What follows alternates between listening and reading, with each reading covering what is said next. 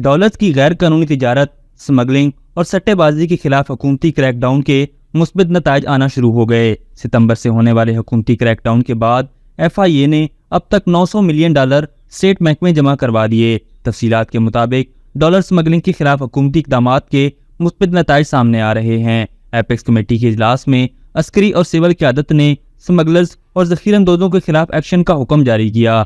6 सितंबर से हुकूमत पाकिस्तान और अस्करी क़यादत ने डॉलर स्मगलिंग और ज़ख़ीरंदोज़ों के खिलाफ मुश्तरका एक्शन का आगाज़ किया। एक्शन के दौरान मुल्क से बेशुमार स्मगलर्स की गिरफ्तारी और डॉलर्स की बरामदगी अमल में लाई गई। अनादोलू एजेंसी ने बताया कि डॉलर मुल्की तारीख की बुलंद तरीन सतह पर पहुंच चुका था। हुकूमती काविशों से 335 से 280 रुपए पर आ चुका है और अगस्त के आदादोशुमार के मुताबिक कौमी ज़खायर 7.6 बिलियन तक गिर चुके थे। बिजनेस रिकॉर्ड ने बताया कि सितंबर से होने वाले एक्शन के बाद FIA ने $900 मिलियन स्टेट बैंक में जमा करवाए और एक्शन के तीसरे रोज ही पाकिस्तानी रुपए की कदर 7% तक बढ़ गई। ब्लूमबर्ग का कहना है कि सितंबर 2023 को एक ही दिन में पाकिस्तानी रुपए की कदर में 11 रुपए का इजाफा देखने में आया।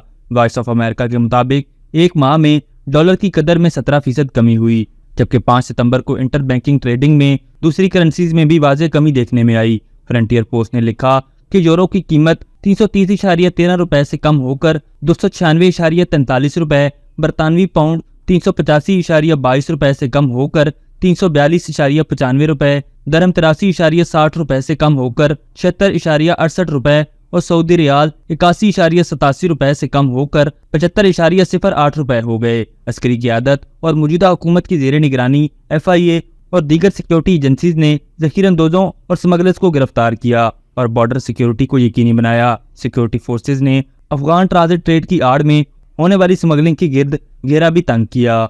अभी तक के लिए सिर्फ इतना ही। मजीद दिलचस्प और ताज़ा तरीन खबरों से आगाह रहने के लिए हमारे चैनल इस्लामाबाद इंसाइडर को सब्सक्राइब करना मत भूलिए। और अगर हमारी ये वीडियो आपको अच्छी लगी है तो इसे लाइक कर दें और अपनी कीमती राय का इजहार नीचे दिए गए कमेंट सेक्शन में ज़रूर करें।